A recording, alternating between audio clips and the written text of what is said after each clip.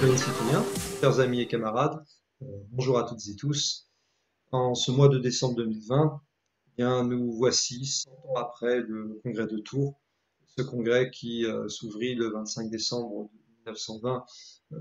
organisé par la section française de l'Internationale ouvrière, et qui allait déboucher, après l'adhésion de plus de trois quarts des membres de la SFIO à l'Internationale communiste, eh bien, qui allait déboucher justement ce congrès de Tours sur la naissance de la section française de l'Internationale communiste.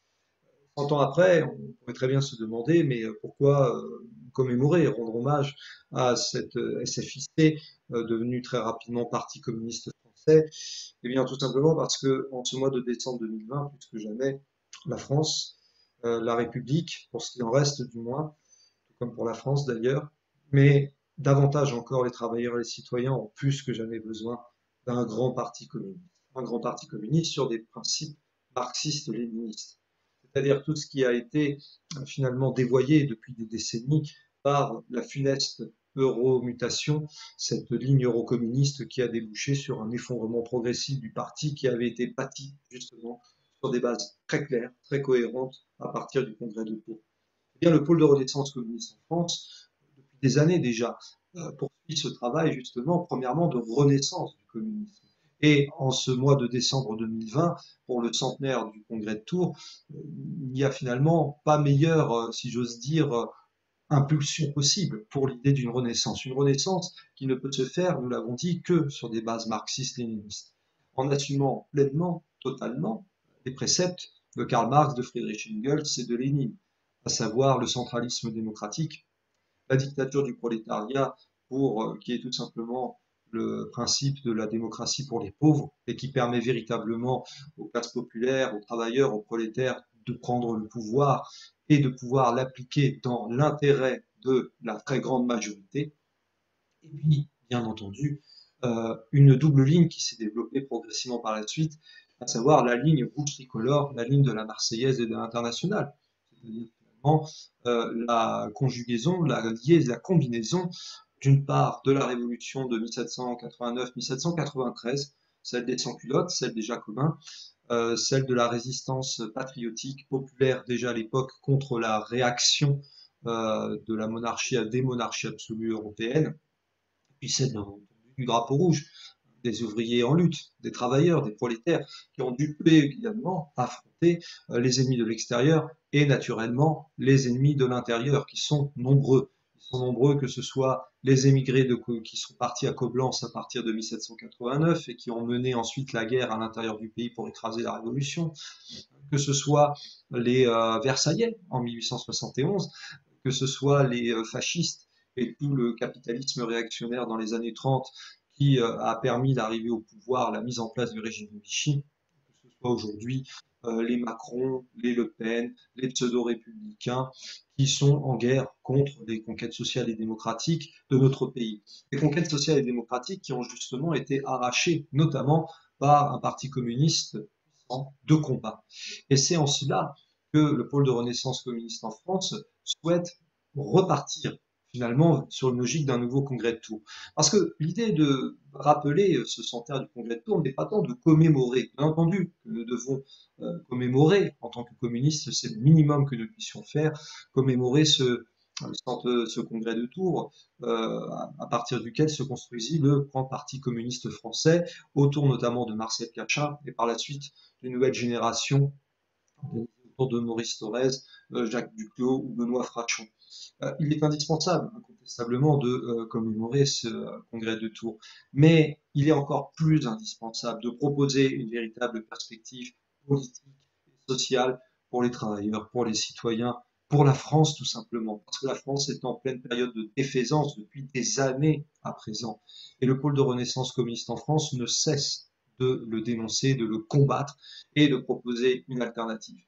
L'alternative, elle se situe à trois échelles. D'abord, on l'a dit, la renaissance du communisme, mais sur des bases marxistes-léninistes, pas sur les bases d'un eurocommunisme ou d'une euromutation absolument catastrophique pour le mouvement ouvrier, pour l'ensemble des conquêtes sociales et démocratiques, pour l'ensemble d'ailleurs des services publics qui sont littéralement démantelés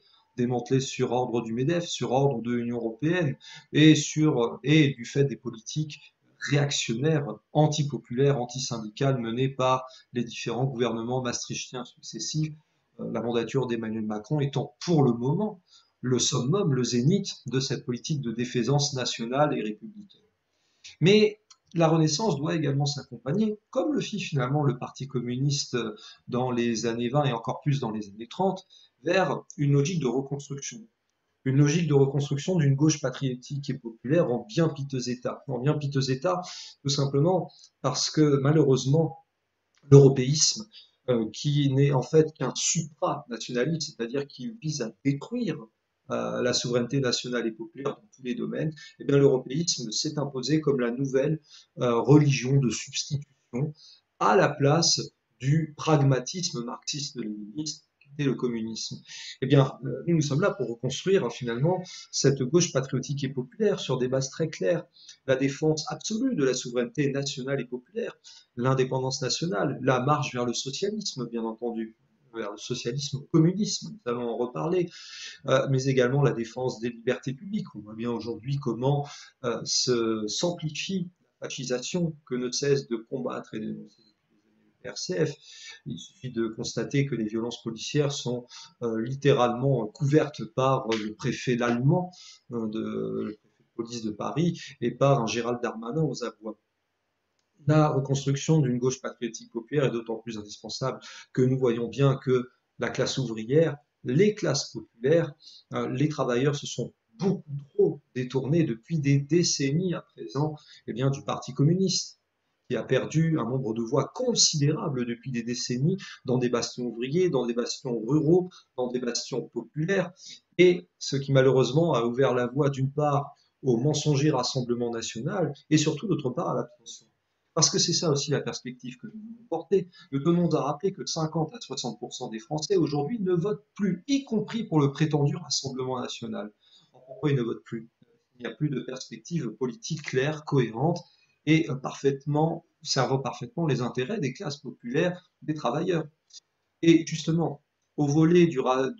cette renaissance communiste et au volet de la reconstruction d'une gauche patriotique et populaire, s'ajoute le troisième volet, celui du rassemblement. Celui du rassemblement, mais sur une ligne claire et cohérente, celle du Frexit progressiste, la sortie de l'Union européenne, de l'euro, de l'OTAN et du capitalisme.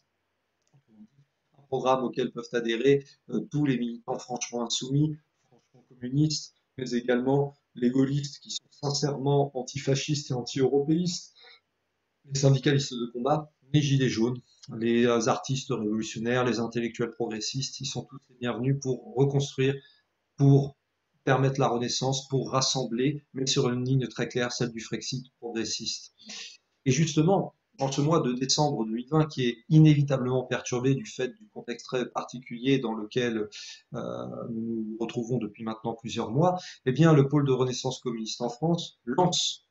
les festivités, si j'ose dire, pour la célébration de ce centenaire. De quelle manière? Eh bien d'abord, dans un premier temps, pendant ce mois de décembre, en partie entamé, eh bien, seront diffusées des vidéos de la part de camarades internationaux, donc dans une logique internationaliste, fort logique, mais également de camarades communistes hors du PRCF et bien entendu à l'intérieur du PRCF, eh bien pour donner leur analyse de ce qu'a été le congrès de Tours, mais surtout de ce que devrait être un nouveau congrès de Tours, c'est-à-dire encore une fois dans la logique de la renaissance d'un grand parti communiste de combat. Le 25 décembre, le jour de l'ouverture du congrès de Tours en 1920, eh bien, une vidéo sera diffusée, là aussi, pour un appel justement pour cette renaissance, cette reconstruction d'un grand parti communiste de combat. Dans un deuxième temps, le 16 janvier prochain, les circonstances nous le permettent bien entendu, eh bien, ce sera un jour d'offensive dans la rue pour afficher les symboles du communisme, pour rappeler que oui, le communisme est une idée plus que jamais neuve et d'actualité, et d'autant plus que, faut-il le rappeler, dans cette terrible fascisation, dans ce terrible contexte de fascisation qui frappe le pays, comment oublier le rôle funeste de l'Union européenne, qui criminalise le communisme désormais d'un point de vue institutionnel, à l'image de cette honteuse résolution du Parlement européen du 19 septembre 2019 qui assimile le communisme au nazisme. Voilà pourquoi le 16 janvier, eh bien, nous serons toutes et tous dans la rue, partout en France, pour montrer que non, le communisme est bel et bien vivant et que nous continuerons et nous amplifierons l'offensive. Une offensive qui culminera au printemps prochain. Euh, à l'origine, devait être programmé un meeting qui aura bel et bien lieu, mais qui ne pourra pas avoir lieu le 16 janvier, la date initiale, mais qui aura lieu au printemps. Nous sommes en train d'affiner